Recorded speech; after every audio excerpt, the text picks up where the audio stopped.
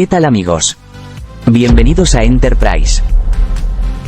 Vamos a profundizar en el estudio de acciones de inteligencia artificial. Voy a revisar 3 acciones de inteligencia artificial que leí en un informe reciente de un analista, que decía que evitemos estas acciones a toda costa. Os daré algunos aspectos técnicos sobre una penny stock de inteligencia artificial. Por supuesto, también cubriremos las acciones del rey de la inteligencia artificial, el fabricante de chips Nvidia. Tengo mucho contenido interesante y quiero asegurarme de cubrirlo todo. SoundHound. Comencemos primero con algunas noticias de inteligencia artificial bajistas sobre SoundHound. Básicamente, algunos expertos en SoundHound han estado vendiendo sus acciones de inteligencia artificial. Un insider vendió acciones por valor de $111.000. Según una presentación reciente de la SEC, este 10º propietario vendió una parte de sus acciones alrededor del 15 de septiembre al bajo precio de $2.13. Entré en pánico, pero cuando profundicé en esta historia, descubrí que era solo un Mandatory Tax Withholding of RSU. Y tú pensarás, está bien, ¿qué significa eso? Se refiere al proceso en el cual se retiene una parte de las RSU, unidades de acciones restringidas, para cubrir los impuestos obligatorios que se deben pagar como resultado de la adquisición de las RSU. Cuando un empleado recibe unidades de RSU, en muchos países conlleva la obligación de pagar impuestos en el momento en que se vuelven adquiribles. Para facilitar el cumplimiento de esta obligación fiscal, el empleador a menudo retiene una cierta cantidad de las RSU, y las utiliza para cubrir los impuestos que se deben. Esta retención se llama withholding. Es una forma de asegurarse de que se paguen los impuestos correspondientes, sin que el empleado tenga que vender directamente las acciones para cubrir la factura de impuestos. Así que en resumen, Mandatory Tax Withholding of RSU, significa que se retiene una parte de las RSU, para cumplir con los impuestos obligatorios que deben pagarse cuando las RSU se vuelven adquiribles. Todo esto hace que a menudo se venden a precio de mercado. Por lo tanto, me parece que no fue una venta planificada por parte de un insider, sino más bien una venta programada con el propósito de cubrir el impuesto sobre la renta. La realidad es que no fue tan bajista como algunas personas han informado. Hay otra preocupación bajista, que es el sentimiento corto que rodea a SoundHound. Entre junio y julio, cuando parecía que el precio comenzaba el movimiento alcista, comenzó un sentimiento muy bajista y pesimista, lo que significa que comenzó un sentimiento bastante bajista por parte de los inversores, que definitivamente tuvieron la intención de obtener ganancias de su caída. Pero quiero señalar algo que va directamente en contra de esas posiciones cortas, y que en realidad es una noticia un poco más antigua que salió durante las últimas ganancias de SoundHound, y es que realmente lo hicieron bastante bien. La pérdida neta de SoundHound casi se reduce a la mitad a medida que aumentan los ingresos en el segundo trimestre. Nos acercamos cada vez más a la próxima declaración de ganancias. Si estos muchachos siguen haciéndolo bien, obviamente, los cortos tendrán que cubrirse y tendrán miedo de mantenerlo a medida que nos acerquemos a las ganancias. En otras noticias recientes del 17 de agosto, se supo que SoundHound ofrece tecnología de IA de voz para vehículos inteligentes, e integraron SoundHound para crear un asistente de voz en todos sus vehículos nuevos. Se puede acceder a este asistente de voz de inteligencia artificial a través del habla natural, y se puede usar para realizar tareas que incluyen reproducir música y cerrar puertas. Esto parece un uso perfecto para SoundHound. Espero más de este tipo de integración, y los ingresos provenientes de esto aún no se han reflejado en un informe de ganancias trimestral.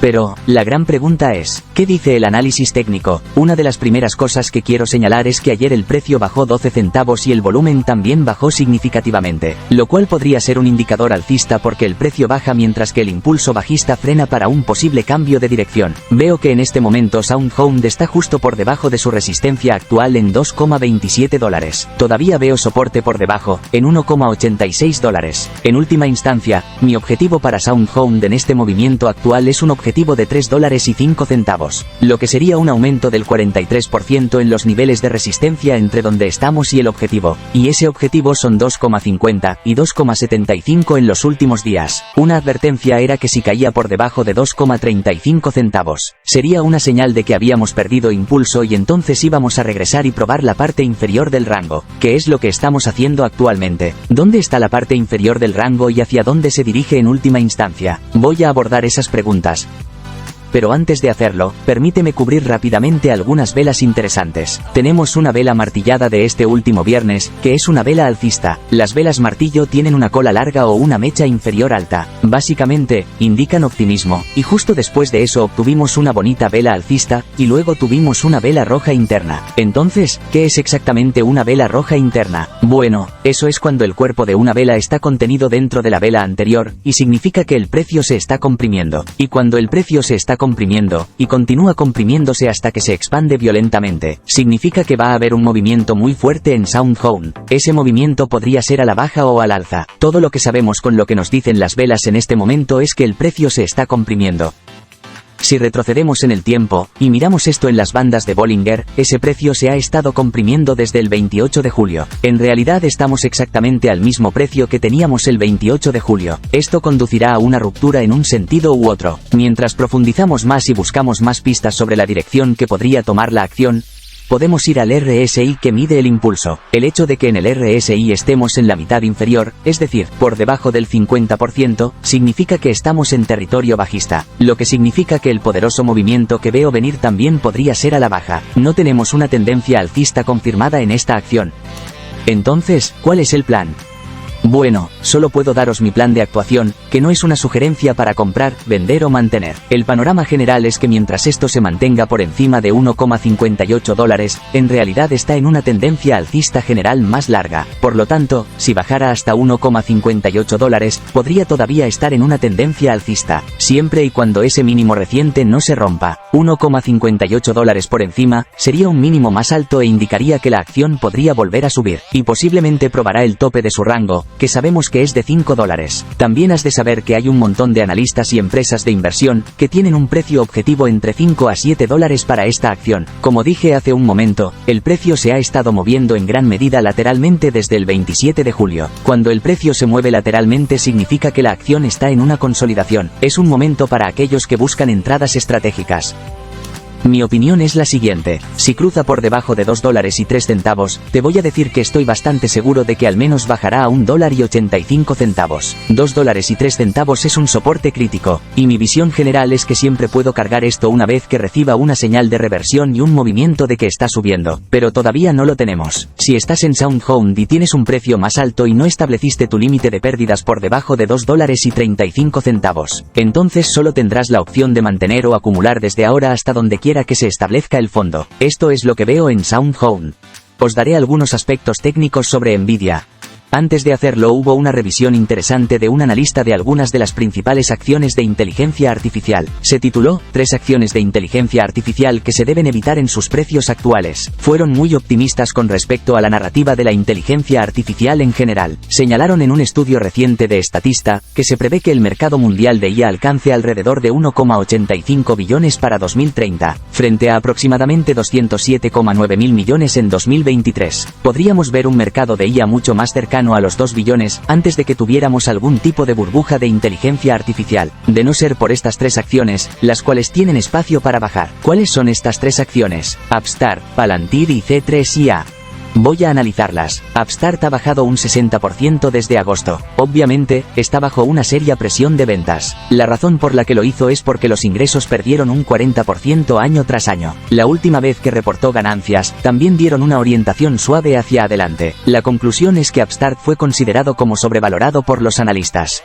Palantir. Os diré que miré un poco los gráficos de Palantir y siento que han bajado bastante. Esto es lo que dijeron sobre Palantir. Señalaron que había bajado un 23% desde agosto, lo cual no está tan mal, pero que sin embargo habían aumentado las ganancias. Ganancias recientes que dijeron que eran sólidas. Pero ese no fue el problema. El problema fue su Forward PE, métrica financiera utilizada en el análisis de acciones y empresas. Métrica para evaluar su valoración actual en función de las ganancias proyectadas en el futuro. Un Forward PE alto de 68 indicó una sobrevaloración. La media del sector es de solo 22. La conclusión es que creen que Palantir simplemente ha subido demasiado hasta ahora. Así que el consenso de los analistas para Palantir es un precio objetivo de 13,62.